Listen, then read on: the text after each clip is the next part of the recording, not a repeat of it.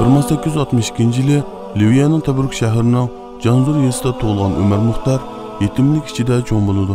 Qur'on uning umr bo'yi yenidan ayirmaydigan hamrohiga aylandi.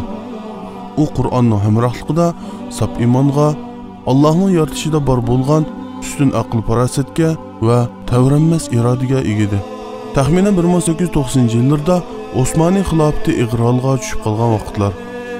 Zaiflashgan Osmoniy xilofatining ojilishidan foydalanib, g'arbdagi jahongir davlatlar Afrikadagi musulmonlar diyorlarini besilishni planlaydi. 1899-yili Fransiyaning Afrika davlatlariga mustamlikachilik va missionerlik harakatlariga qarshi o'zining musulmonlarchilik burchini ado qilish uchun yordamga boradi. 1911-yillari Italiyaliklarning Liviyaga tajovuzchilik harakatini boshlashi orqasidan Ahmad Sharif boshchiligida musulmonlarning qarshilik harakatlari boshlandi. Umar Muxtar bu harakatga qatnashgan bo'lib, bu vaqtda u 49 yoshda edi. İtaliyaning bosh rahbari faşist Mussolini musulmonlarning bu qarshilik harakatlarini bostirish uchun har qanday razil vositalarni qo'llanishdan voz kechmaydi. Eng ilg'or qurollar bilan qurollantirilgan Italiya armiyasi mujohidlarning 10 asliga to'g'ri keldi. Inqilobni boshlagan Ahmad Sharif va ba'zi olimlar Liviyani tark qilib boshqa yerlarga chiqib ketgan edi. Lekin dushman qarshisida bo'yin egish, e'tiqodida murassa qilish Umar Muxtarning dunyosida hech mavjud bo'lmagan tushunchalar edi. U o'zi bilan birga bo'lgan mujohidlar va yo'ldan to'xtamaslik uchun yordamini aymaydigan xalqi bilan birlikda kurash qilishdan hech voz kechmadi. Dinlari va tuproqlari uchun dast turgan mujohidlar dushmanlari tarafidan o'ldirilishni Allohning bir ne'mati deb bilatdi.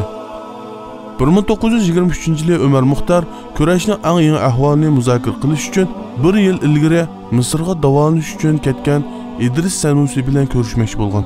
U İdris Sanusining Misrdagi bexatar hayot badiliga Italiyaliklar bilan kelishim tuzganligini bildi.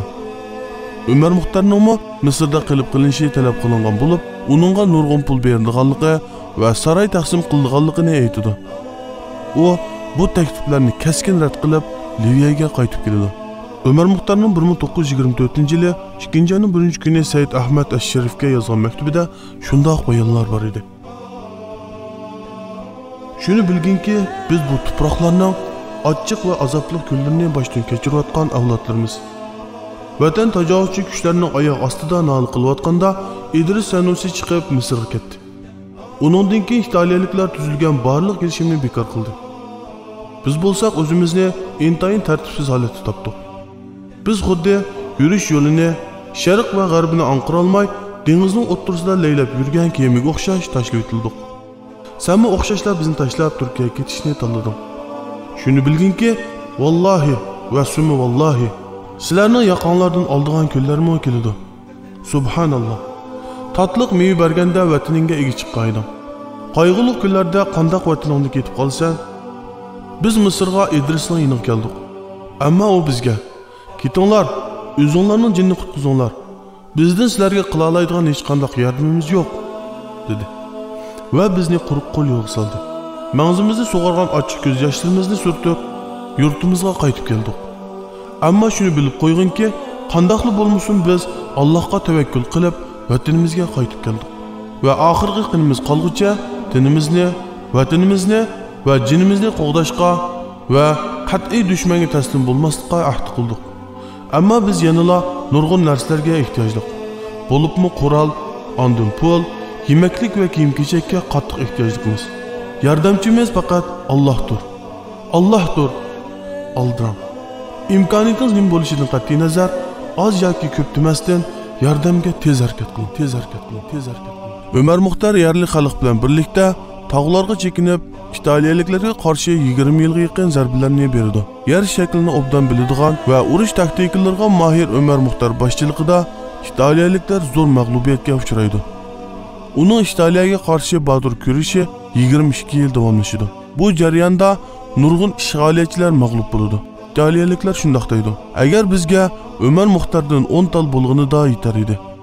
1930-yili faşist İtaliya rahbari Benito Mussolini general Radolf Giustiniani Liviyaga avatdi.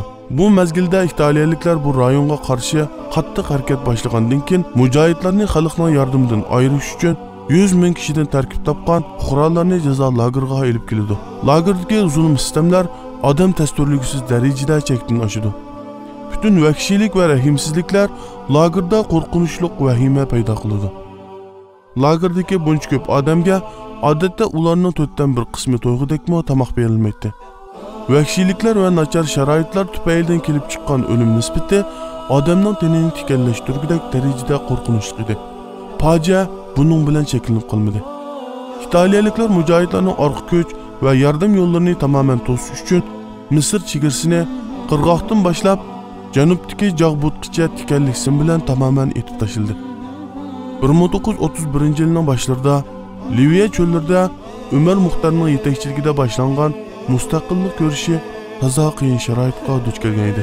Liviyadagi bu bir uchun mujohidlarning qurolliq ko'rishi sirtdan alohida bir yordamga erishilmagan taqdirda bu kurashning uzun davomlashmaydiganligi man deb turibdi.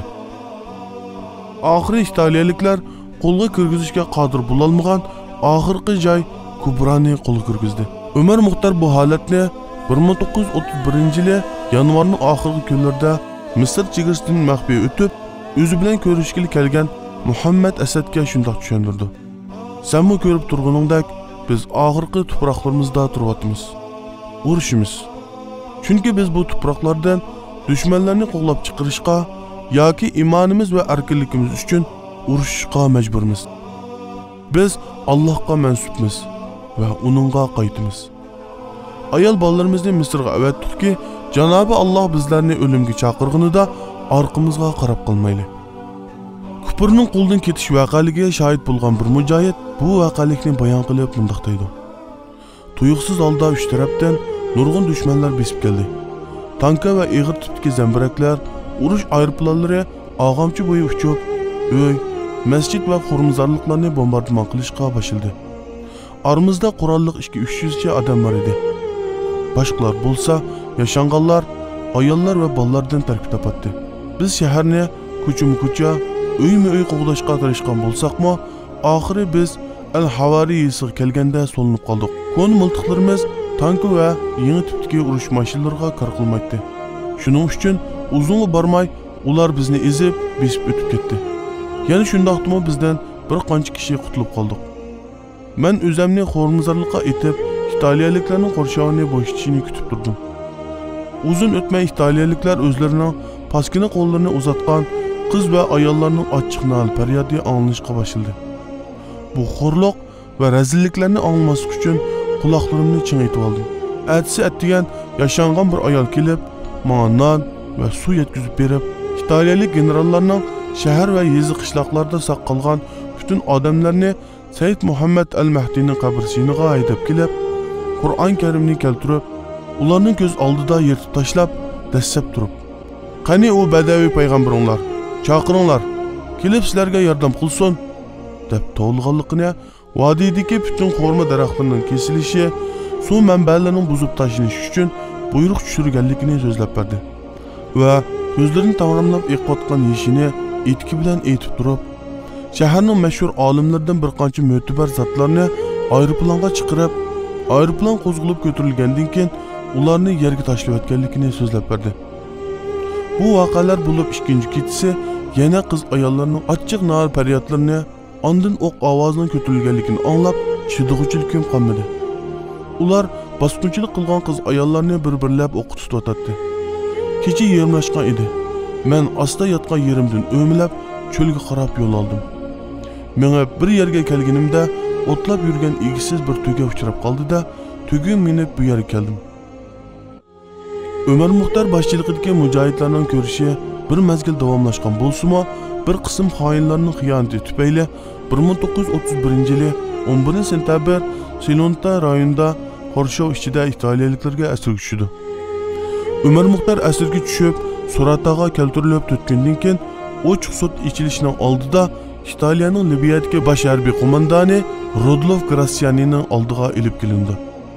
Grassiani Umar Muxtarni shunday ta'riflaydi. Umar Muxtarni xonamga ilib kelishdi.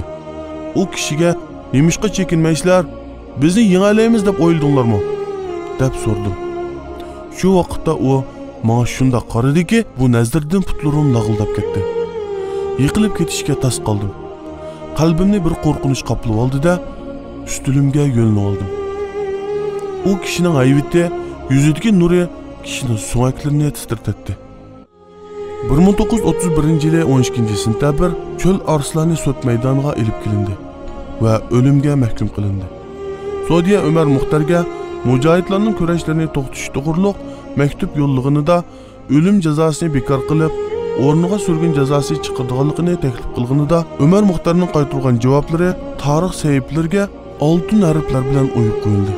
Her namazda Allah'tan başka ilah yo'qligiga, Muhammed sallallahu aleyhi ve sellemning uning elchisi ekanligiga shahid qilgan barmoqlarim hargiz xiyonatlik bir narsani yoza olmas. Biz hargiz taslim bo'lmaymiz. Ya g'alaba qilamiz, ya o'limiz. Bilib qo'yinglar. Yani mendan keyin ko'plagan musulmonlar bilan urush qilishinglarga to'g'ri keladi. Menga kelsak, meni qatl qilganlardan uzoq yashayman. Biz musulmonlar ishki o'rinda muvaffaqiyatga erishimiz. Tirik qalsaq sizlarni yengimiz. O'lsak jannatni qo'lga keltiramiz. U lagerda to'plangan 20 ming kishilik xalqning oldida dar oldiga elib kelindi. Qur'on bütün ömür bo'yi hamroh bo'lgan kabi oxirgi nafaslardimi tilida va qalbida edi. Mana bu muqaddas Qur'onimizning islom qahramonlarimizning qalbida jush urgan to'lqinlari edi. Qur'onsiz hayotni qandoqmi tasavvur qilg'il bo'lsin? Ömer Muxtar va uning sabdoshlari düşman tarafdan ishg'ol qilingan vatanini, nomusini, avlodlarini qutqizish uchun jini bilan, meni bilan kurash qildi. Ular rahimsizlarcha zulmga yo'liqqan xalqning erkinlik uchun düşmanga qarshi bu imtihon dunyosida imonining talabi bo'yicha o'zining birdan bir omonati bo'lgan jonlarini taqdim qildi. Kuch yetmay, amalsiz qolganida bir tarafdan yaratquchi Janobi Allohga iltijo qilsa, yana bir tarafdan sabr qilib, qattiq tirkishib g'ayrat ko'rsatdi. Oxirida xo'shallik bilan omonatni haqiqiy omonat egisi Janobi Allohga sharaf bilan topshirdi. Mana bular hayotning g'oyasini haqiqiy ma'nosi bilan to'liq ado qilgan jangovar va sharafli kishilardir. Ayni chaqda tajovuzchilik va ishg'oliyat harakatlari bugungi kunimizda turkumlab oshmoqda. Oshkora va yoshirin har xil ismlarda yurgizilayotgan bu tajovuzchilik harakatiga bo'lgan qarshimiz texicha aniq emas. Bu sababdan bu tajovuzchilik harakatining xatri texmi ko'p va texmi yomon bo'lmoqda. Bu xil yangicha ishg'oliyatchilik harakatining yana bir aloyidligi bizda ma'naviy jihatda cho'nqirlashish fursati qoldirmaydigan darajada ilgari, sirliq va maxfiy bo'lishida.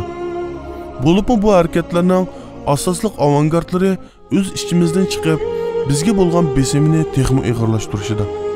Oxirida bir buyuk olim kishining mundaq bir qimmatli so'zi bilan so'zimni oyoqlashtirman. İnsanlar orasida arzimas narsalar bilan setib olg'il bo'ladigan darajada arzon va ahamiyatsizlari tepilg'inidek, osmon va zamin to'lg'idek olmos va oltin kumushga setib olg'ili bo'lmaydigan qimmatli odamlarmi bor. Millatlarning o'rnini mana bu ikki qism odamlar ko'tardi. Qimmatli odamlar yomg'irga to'lgan bulutdek hamisha yuksak ideal va fazilatlar bilan to'lib toshgan bo'ladi.